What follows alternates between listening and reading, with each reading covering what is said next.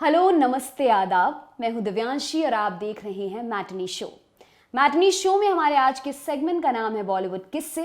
इसमें हम सुनाते हैं किस्से और कहानियां फिल्मों और फिल्म वालों की। तो आइए आज की किस्सा गोई शुरू करते हैं। अपने पहले टीवी सीरियल फौजी के बाद शाहरुख उम्मीद नाम के एक टीवी शो में नजर आए। विकास देसाई डायरेक्टेड उस शो में शाहरुख ने 2 एपिसोड्स किए थे। उसके प्रोड्यूसर थे जाने भी दो यारो फेम कुंदन शाह। ये शाहरुख और कुंदन की पहली मुलाकात थी। इसके बाद शाहरुख ने कुंदन और अजीज मिर्जा के डायरेक्शन में बनने वाले टीवी शो सर्कस में काम किया। तब तक कुंदन और शाहरुख के बीच बड़ी फॉर्मल सी बातचीत थी, मगर जब कुंदन ने 1984 दंगों पर बेस्ड टीवी शो दूसरा केवल में शाहरुख का काम देखा तो वो बहुत इंप्रेस हो गए। उन्हें लगा कि ये लड़का अपने चेहरे से काफी कुछ एक्सप्रेस कर सकता है। दूसरा केवल देखने के बाद कुंदन शाह ने शाहरुख को मिलने बुलाया। तब तक शाहरुख टीवी से निकल फिल्मों की ओर कदम बढ़ा रहे थे। उन्होंने अजीज मिर्जा की राजू बन गया जेंटलमैन साइन कर ली थी। जब वो कुंदन से मिलने पहुंचे तो पता चला कि कुंदन एक स्क्रिप्ट लिख रहे हैं। शाहरुख ने कहा कि वो स्क्रिप्ट को पढ़ना चाहते हैं। कुंदन ने कहा कि स्क्रिप्ट में अभी कुछ काम बाकी है, जब पूरा हो जाएगा तब वो उसे पढ़ सकते हैं। मगर शाहरुख नहीं माने। कुंदन एक शर्त पर वो स्क्रिप्ट शाहरुख को देने को तैयार हुए, वो ये कि अगली सुबह उन्हें वो स्क्रिप्ट वापस करनी होगी। शाहरुख मान गए। ये फिल्म कभी हाँ कभी ना की स्क्रिप्ट थी। शाहरुख उस फिल्म में काम करना चाहते थे। इससे जुड़ी सारी बातचीत हो गई। अगले कुछ दिनों में फिल्म की शूटिंग शुरू होनी थी, मगर कभी हाँ कभी ना की शूटिंग शुरू करने से पहले शाहरुख ने हेमा मालिनी की दिल आशना है और राकेश रोशन की करण अर्जुन समेत 5-6 फिल्में साइन कर ली। ये देख कभी हाँ कभी ना के प्रोड्यूसर की हालत बिगड़ने लगी। उन्हें लगने लगा कि पता नहीं अब शाहरुख उनकी फिल्म करेंगे भी या नहीं, क्योंकि कुंदन और शाहरुख के बीच कभी हाँ कभी ना से जुड़ी सिर्फ बातचीत हुई थी, कागज पर कुछ भी नहीं था। जुहू के चर्चित सेंटोर होटल में शाहरुख की फिल्म दीवाना का मुहूर्त हो रहा था। कुंदन वहां पहुंच गए, मगर शाहरुख जिस कमरे में बैठे थे वहां काफी भीड़ भाड़ थी। जब दीवाना के लिए अपना पहला शॉट देने के लिए शाहरुख कमरे से बाहर निकले तो उनकी मुलाकात कुंदन से हुई। कुंदन ने उन्हें बताया कि उनका प्रोड्यूसर परेशान हो रहा है। उन्होंने शाहरुख से पूछा कि क्या कभी हाँ कभी ना में काम करने के लिए वो कंसेंट लेटर पर साइन कर सकते हैं। शाहरुख ने आसपास देखा, कुछ नजर नहीं आया। उन्होंने कुंदन से वो लेटर लिया और जमीन पर बैठ गए। अपनी गोद में रखकर उन्होंने वो लेटर साइन किया। इसके बदले कुंदन ने उन्हें 5,000 रुपए एडवांस दिए। इंटरेस्टिंग बात ये कि इस फिल्म में काम करने के लिए शाहरुख को सिर्फ 25,000 रुपए मिले थे।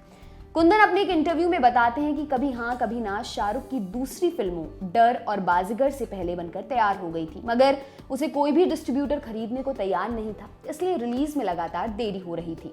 शाहरुख की जिन फिल्मों का जिक्र हमने पहले किया वो बनकर रिलीज होकर हिट हो गई। बावजूद इसके कोई भी डिस्ट्रीब्यूटर कभी हाँ कभी ना को हाथ नहीं लगाना चाहता था, क्योंकि ये रेगुलर मेन स्ट्रीम फिल्म नहीं थी। शाहरुख स्टार बन गए थे, मगर उन्हें अभी वो मुकाम हासिल करना बाकी था कि पब्लिक उनके नाम पर भी कोई फिल्म देखने थिएटर्स में आ जाए।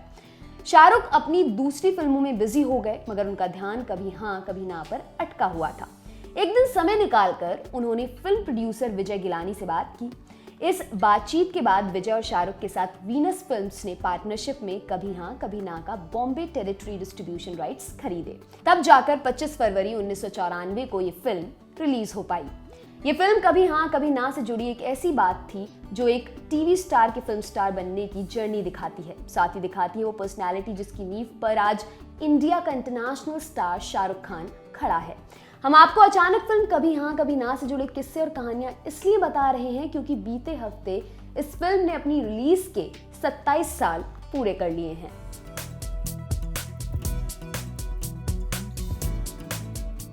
एक बार देर रात अजीज मिर्जा और Kundan Shah TV show circus की शूटिंग कर रहे थे। शाहरुख ने एक शॉट दिया जो अजीज और कुंदन को बहुत पसंद आया।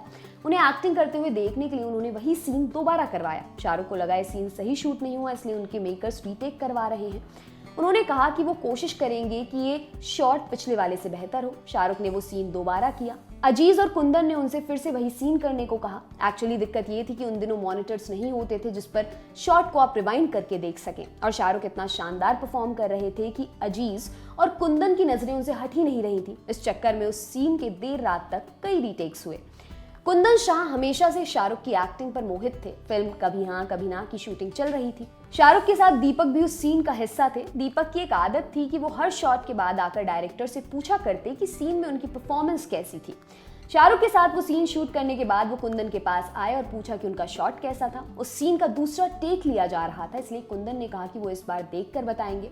दीपक चले गए। दिक्कत ये थी कि पहले शॉट में कुंदन की नजर एक बार फिर से शाहरुख पर अटक गई। वो दीपक को देख ही नहीं पाए थे। उस सीन के रीटेक हुए। दीपक दोबारा कुंदन के पास पहुंचे, मगर इस बार भी कुंदन शाहरुख को ही देखने में रह गए। दीपक को उन्होंने फिर से नहीं देखा। थोड़ी देर में दीपक को पूरा माजरा समझ आ गया और वो इस बात के लिए कुंदन से नाराज हो गए। बकौल कुंदन, शाहरुख कभी हाँ कभी ना से निजी तौर पर जुड़े हुए थे। उन्होंने ही दीपक को मनाया और शूटिंग आगे बढ़ी। जब फिल्म रिलीज हुई तो उन्होंने फिल्म को प्रमोट करने की बात कही। ये वो दौर था जब प्रमोशन जैसी कोई चीज हिंदी फिल्म इंडस्ट्री में नहीं होती थी। थोड़ा बहुत कुछ हुआ तो हुआ। कई बार तो एक्टर्स को ये तक पता नहीं होता था कि उनकी कौन सी फिल्म किस दिन रिलीज हुई है, क्योंकि वो लोग एक साथ कई फिल्मों की शूटिंग करते थे। जो फिल्म पहले बनकर तैयार हुई वो रिलीज हो गई। हीरो दूसरी फिल्म की शूटिंग में व्यस्त हो गया। मगर शाहरुख ने इस रवायत को बदलने की शुरुआत की। जब कभी हाँ कभी ना रिलीज हुई तब शाहरुख फिल्म के मेकर्स के साथ हैदराबाद के एक थिएटर में पहुंचे। तब इंडिया में सिनेमा घरों की संख्या बड़ी कम होती थी। ऐसे में हैदराबाद यानी एक नॉन हिंदी स्पीकिंग इलाके में शाहरुख खान की फिल्म लगी हुई थी। शाहरुख, कुंदन और तमाम लोगों के साथ उस थिएटर में पहुंचे और फिल्म की स्क्रीनिंग रुकवा दी। 10-15 मिनट उन्होंने फिल्म देखने आए लोगों के साथ बातचीत की। इसके बाद उनके साथ बैठकर पूरी पिक्चर देखी। इतना ही नहीं, अपनी फिल्म को प्रमोट करने के लिए शाहरुख मुंबई के गेटी सिनेमा पहुंचे। वो वहां टिकट काउंटर पर बैठ गए। जितने भी लोग उनकी फिल्म का टिकट लेने आए उन्होंने उन सभी टिकटों पर ऑटोग्राफ दिया।